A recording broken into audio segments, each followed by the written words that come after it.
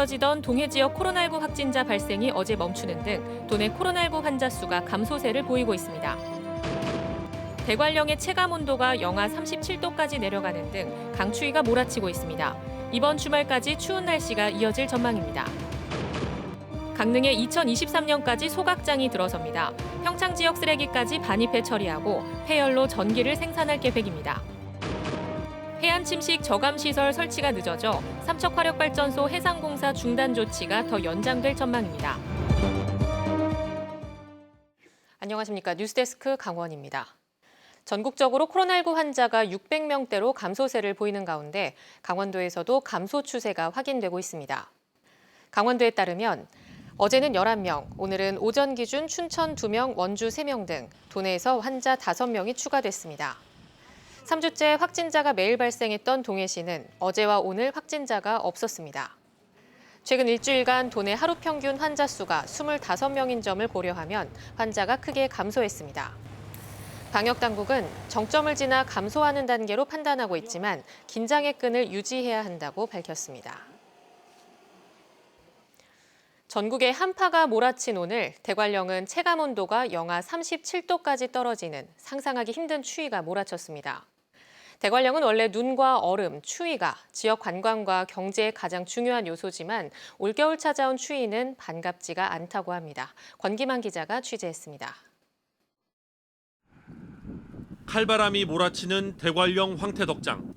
온몸이 얼어붙는 듯한 한파에도 덕대에 동태를 거는 손길은 바쁘게 움직입니다. 인부들 얼굴에는 서리가 내렸습니다. 몸을 녹이려고 붙인 모닥불은 금세 식어버렸습니다. 보통 사람들은 잠시도 버티기 힘든 날씨지만 황태를 만드는데 이보다 좋은 조건이 없습니다.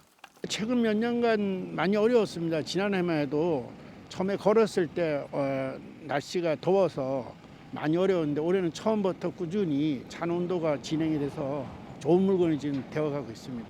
영서 지역에 열흘째 한파특보가 이어지고 있는 가운데 추위가 절정에 달했습니다. 오늘 대관령의 아침 최저 기온이 영하 24.3도를 기록한 가운데 보시는 것처럼 바람까지 강하게 불면서 체감 온도는 영하 37도까지 떨어졌습니다. 매년 겨울 수많은 관광객이 몰려 송어를 잡던 오대천도 꽁꽁 얼어붙었습니다.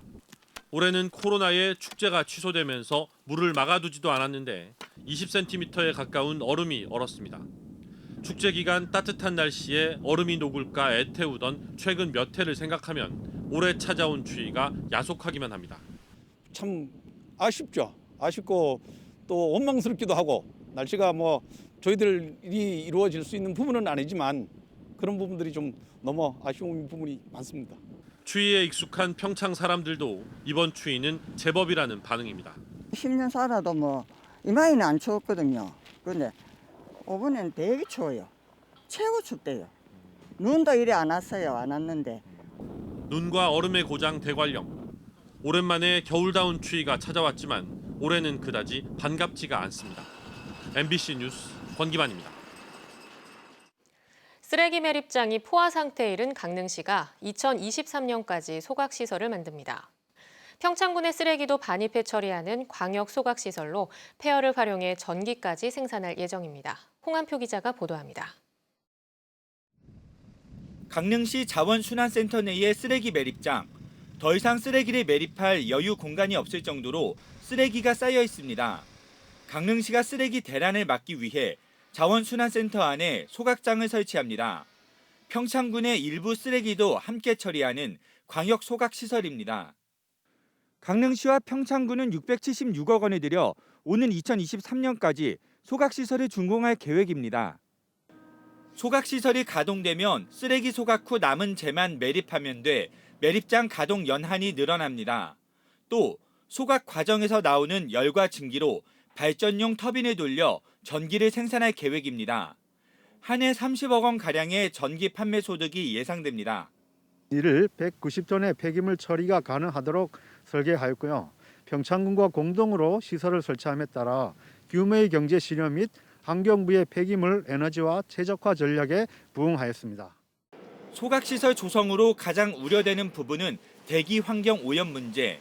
최신 기술을 적용해 미세먼지를 발생시키는 질소 산화물이나 황산화물 등은 기준치의 17에서 60%까지 절감하고 발암물질인 다이옥신 배출은 기준치의 70%까지 줄일 수 있도록 더욱 까다롭게 관리하기로 했습니다. 질소산화물과 황산화물을 제거하고요. 그리고 가장 문제시되는 다이옥신을 제거하기 위해서 법적 배출 허용 기준보다도 더 강화된 설계를 갖추고 있습니다. 주민과의 협의도 원만히 진행돼 마을 발전기금 60억 원 정도를 조성해 마을 사업과 주민 복지 향상에 쓸 계획입니다. 또 소각시설 운영에 필요한 인원은 주변 마을에서 우선 고용하기로 했습니다. 한편 소각장이 가동되기 전까지는 현재 매립장 시설을 내년 상반기까지 증설해 반입되는 쓰레기를 처리할 계획입니다. MBC 뉴스 홍한표입니다. 포스코그룹의 삼척 화력발전소가 해안 침식을 일으켜 해상 공사가 중단된 지 2달이 넘었습니다. 당초 공사 중지 명령은 지난해 말까지였는데 침식 저감 시설 설치가 늦어져 한 달은 더 공사가 중단될 것으로 보입니다. 유인호 기자가 보도합니다. 산업부가 환경부의 요청을 받아 삼척 화력의 해상 공사를 중단시킨 건 지난해 10월 말입니다. 1단계 침식 저감 시설을 연말까지 설치하고 그때까지 방파제 건설 공사를 중지하도록 했습니다. 침식을 막기 위한 추가 대책도 요구했습니다. 1단계 침식 저감 시설은 해안에서 바다로 뻗어나가는 돌재를 4개 설치하는 사업입니다. 중지된 해상 공사를 재개하기 위해서는 이걸 마무리해야 하는데 명령 기한인 지난해 말까지 끝내지 못했습니다. 고파랑에 의해서 바지선과 예인선이 출항을 못하기 때문에 작업 일수에 지금 근접하지 못하고 그래서 작업이 지금 안 되다 보니까 공정이 좀 늦어지고 있는 상태입니다. 발전회사는 침식 저감 시설 공정이 현재 80% 정도라며 이행 기간 연장을 요청했습니다. 침식 저감 시설은 1월 10일까지, 준설토 적시장 변경은 1월 말까지, 침식 해안을 메운 부적절한 모래 원상 복구는 3월 말까지 하겠다고 해 산업부의 승인을 받았습니다. 하지만 이달 들어서도 작업이 부진하자 침식 저감 시설 공사 기간을 이달 말까지 더 연장해 달라고 요청해 산업부가 추가 검토를 하고 있습니다. 공사 중지가 풀리기 위해서는 1단계 침식 저감 시설 설치를 마치는 게 핵심 조건이기 때문에 이달 말까지는 공사 재개가 어려울 전망입니다. 한편 산업부와 환경부는 당초 명령한 기간을 지키지 못한 데 대해 과태료 부과 여부를 검토 중인 것으로 알려졌습니다. MBC 뉴스 유인호입니다. 지난해 강원 동해안의 수산물 어획량이 역대 가장 적은 3만 톤 중반대로 떨어졌습니다. 오징어 어획량은 늘었지만 주요 어종을 제외한 기타 어종이 급감해 자원 고갈 우려가 현실로 나타나고 있습니다. 김영호 기자입니다. 겨울철인데도 항구 좌판에 오징어가 간간히 보입니다. 겨울 오징어는 크고 살이 두터워 가공용으로 상품성이 높습니다. 지난해에는 연중 오징어가 났는데 특히 봄철에 많이 잡혀 오징어 어획량은 평년의 2배를 기록했습니다. 어획량이 증가한 이유는 북쪽으로 올라가 마구잡이로 잡는 중국 어선 수가 줄었고 무엇보다 수온 영향 때문이었습니다. 연안 쪽에서 오징어 서식에 적합한 16에서 18도씨 수온이 형성이 되면서 주로 먼바다에서 분포했던 오징어가 올해는 연안 가까이로 대거 모여든 결과로 생각됩니다. 하지만 전통적인 고소득 어종만 어획량이 늘거나 평년 수준을 유지했습니다. 대문어와 가자미류는 전년보다 늘었지만 한때 어획량이 가장 많았던 붉은 대게는 해마다 줄어 20% 감소했습니다. 걱정스러운 점은 수산물 어획량의 절반가량을 차지하는 기타 어종의 어획량이 급감했다는 점입니다.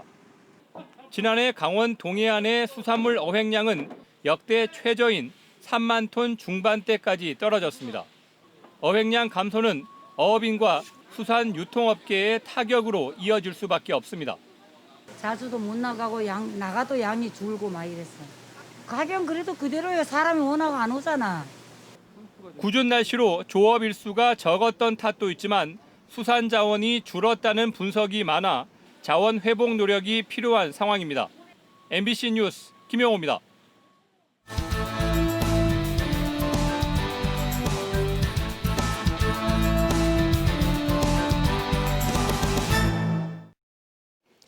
오래된 친구에게 극심한 폭행을 가해 숨지게 한 20대가 재판에 넘겨졌습니다. 춘천지검 속초지청은 지난달 12일 초등학교 동창을 손발로 때리고 골프채 등으로 폭행해 뇌출혈로 숨지게 한 혐의로 23살 A씨를 구속 기소했습니다. A씨는 또 의식을 잃은 피해자를 강제 추행하고 음주운전까지 한 혐의도 받고 있습니다. 검찰은 또 A씨가 폭행을 저지를 때 이를 말리지 않고 오히려 도와준 친구 2명에 대해서는 불구속 기소했습니다.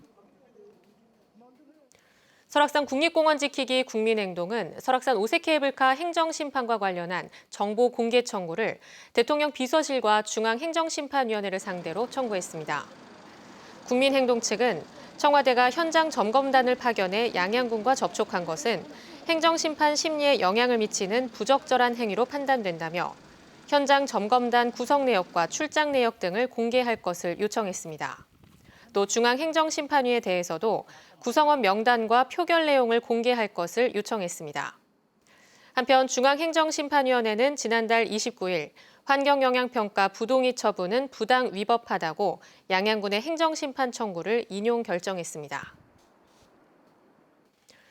양양에서 아프리카 돼지열병에 감염된 야생 멧돼지 폐사체가 발견됨에 따라 관군 합동 수색 작전이 펼쳐집니다. 양양군과 육군 8군단은 오는 19일까지 폐사체가 발견된 내현리를 중심으로 도리와 부소치리, 장리, 원일전리 일대에 특공대대 병력 40여 명을 투입해 수색하기로 했습니다. 참가 인원은 활동 전후로 소독 등의 방역 수칙을 따르고 폐사체 등을 발견하면 즉시 GPS 좌표와 사진 등을 지자체와 환경청에 알리기로 했습니다. 한국은행 강원본부와 강릉본부가 다음 달 설 명절을 앞두고 모두 100억 원의 특별 운전자금을 지원합니다.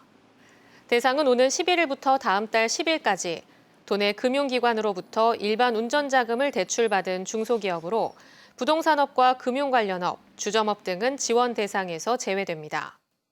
지원은 업체당 신규 대출액 4억 원 한도의 50% 이내에서 금융기관의 중소기업 지원 자금으로 공급됩니다.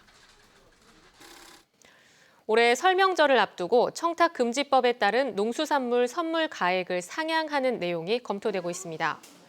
해양수산부와 농립축산식품부는 지난해 재해 피해와 코로나19 장기화로 인한 어려움을 극복하기 위해 설 명절 농수산물 선물 가액을 올려줄 것을 국민권익위에 요청했다고 밝혔습니다.